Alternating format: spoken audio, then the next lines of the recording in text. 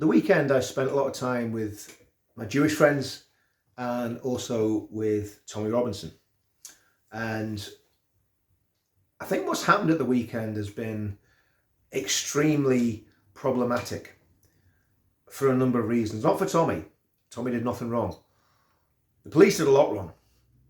But what I've got from my Jewish friends is a real sense of rage and anger against their self-appointed community leaders that attacked Tommy. Not all of the Jewish community leaders by any means attacked Tommy, but there's been a vocal minority, mainly of a left-wing, elitist, liberal background. And of course, the liberal spectrum now goes anything from Boris Johnson right the way across to, well, not Jeremy Corbyn because he's just a lunatic, but right the way across to the so-called progressive elements of the Labour Party. And this is not really about Jewish people at all. It's about this elitism. This elitism has nothing to do with Judaism. This elitism has nothing to do with what religion you are. It can be found in all religions and none. And this elitism looks at people like Tommy, people like me, working class people. We're not university educated. Anything we've done or made in our lives has been done with a graft of our hands or our quick wit or our smooth talking. That's how people like me, people like Tommy, and working class people up and down this country make a living. And of course, because we do that, because we're not part of this elite that's been educated to the level of idiocy in our private schools and our universities, we're despised by these people. And this has become very apparent. There's people that I know, speak to Tommy Robinson, are attacking him this week. They're saying all sorts of slanderous things about him and trying to make him look foolish and like some sort of unpleasant street thug. And anybody that's met Tommy, and I've known Tommy for a good number of years now, and I class him as a good friend, will know that nothing could be further from truth. Is Tommy perfect? By no means. But he's not what the media try and portray him to be. And the narrative at the weekend, and this is where the media failed, because we made it very clear. In fact, I actually said it on camera, and I know Sky News Australia have broadcast this. I said this, says, why are the police trying to arrest this man? Because the allegation by these left-wing, liberal, progressive Jews that were organising the event, and that's not an anti-Semitic comment. If it was a Christian event, I'd be saying these left-wing, progressive Christians or atheists or whatever. It doesn't really matter. But these people that wanted Tommy excluded from this event wanted him excluded because they're elitist snobs and they despise him. He did nothing wrong. We made it very clear why he was there. The police came and the police were aggressive from the beginning. The police were arrogant. They were trying to use their usual smoke and mirrors tactics. And you've probably seen the video. I mean, it's been viewed, I think, about 500,000 times on Twitter alone, where the police came into the cafe where we were sitting having breakfast. All said and done, as my Jewish friend pointed out, we weren't eating a kosher breakfast. I was tucking into bacon and sausage and beans and hash browns, and Tommy was doing the same. So they interrupted our breakfast and they told us that we had to leave, or told Tommy that he had to leave. It wasn't aimed at me or the cameraman, it was aimed at Tommy primarily. Tommy said, I'm eating my breakfast. Either you pay the breakfast or I don't leave. The police told us we had 2 minutes to leave. 2 hours later, we were still sitting in the cafe. They must have taken a tactical decision not to force an arrest in a cafe full of Jewish mothers and Jewish grannies who were actually talking to Tommy, hugging Tommy and giving Tommy kisses on the head. They obviously decided that wasn't very good optics for the Metropolitan Police to go in mob-handed and drag an innocent man out of a cafe. They were quite happy to drag an innocent man down the street and pepper spray him, but they made sure that nobody else was anywhere close or couldn't get close to him when that happened.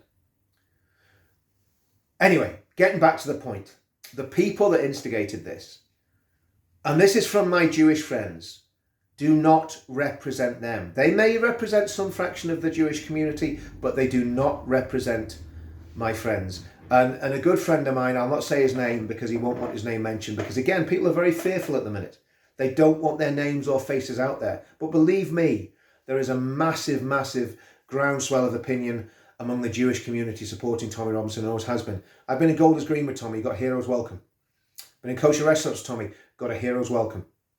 So let's put this into context. What you've got is a minority of the Jewish community who are extremely hard left. I mean, this is the irony of it. The Guardian newspaper that, let's just say, is less than balanced in its coverage of Israel. The notorious, vile and disgusting Owen Jones, I don't know if he still does, but he used to commentate and write for The Guardian. He's no friend of Israel. Let's just put it that way. So The Guardian ran an article saying that the campaign against anti-Semitism didn't want Tommy Robinson at the event. I think they were expecting to turn up with 1,000 football lads, which would have been great for the numbers. And I think they were expecting some sort of riot to ensue. Who they would riot with, I don't know. Because if anybody's coming to a campaign against anti-Semitism rally, I'd say it's very highly likely they're not anti-Semitic.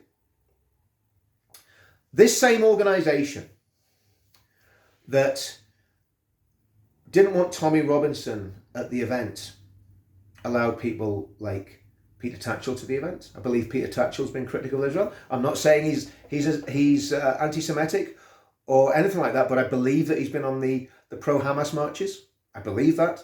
If I'm wrong, I'm open for correction. Other people who are less than friends of Israel were at that event because it looked good for them to be there. Tommy, who's been an ardent Zionist and friend of Israel for as long as I've known him, was barred from the event. Why? Why was that? Could it be because Boris Johnson, the former Prime Minister, and a man who's less than economical with the truth, was going to be there? Could it be because of that? Could it be because the great and the good were there, and they're so sniffy about being identified with the British working class, they don't want to be anywhere near us? Could it have been that? Possibly. Certainly wasn't because Tommy's anti-Semitic, because they know he's not. I think they claimed it was because of his views on Islam. Again, if you listen to what Tommy says about Islam, in fact, it's actually more moderate than what Douglas Murray says. If you listen to what Douglas Murray said in the last few weeks about the jihadists, Tommy hasn't gone as far as Douglas has gone. And I fully agree with Douglas Murray in what he said. So there's a massive double standard here. This is not to do with the majority of Jews disliking Tommy Robinson. This is to do with a small minority of influential Jews not liking Tommy Robinson. And that distinction has to be made. I will still support Israel. Even if these influential Jews demonize me, call me whatever they want to call me far right, call me an Islamophobe, whatever they want to say, I don't really care. Because I believe in the Jewish homeland. I'm a Zionist. I believe that the Jews have a right to a homeland. I believe it for biblical reasons, and I believe it for secular reasons. And I always have done. So the fact that a few sniffy Jews are going to accuse us of Islamophobia is not going to put me off supporting Israel and supporting the Jewish people. There's bad people in every community. There's good Jews and there's bad Jews. There's good Christians and there's bad Christians. There's good Muslims and there's bad Muslims. There's good atheists and there's bad atheists. That's just the way the world is. But the problem is there will be a perception among some of our supporters that why should they support Israel and the Jewish people when it appears to them that Israel and the Jewish people are not friends of ours. And I want to dispel that because, again, I have had a lot of correspondence in the past 24 hours with Jewish people who are absolutely fuming. Everyone I've spoken to is fuming with the way Tommy was treated and the fact that it seems to have come from the campaign, from some members of the campaign against anti-Semitism. And again, cowardly members, I might add, because these people won't put their names out there. They've been anonymous. It's a spokesman. When they're quoted in the press, it's a spokesman for CAA. It's very sad because we could be great allies. We could fight this cause together, and obviously they don't want that. I mean, they've done some great stuff. Some of their videos that I've seen the last few weeks have been fantastic, exposing what's happening at these Hamas supporting hate demos. But there's something just not right about all this. And it is an attempt, I believe, definitely to divide and conquer, to divide us from our friends in Israel and from our Jewish friends, and to divide the population of the United Kingdom. And I'm not going to play that game.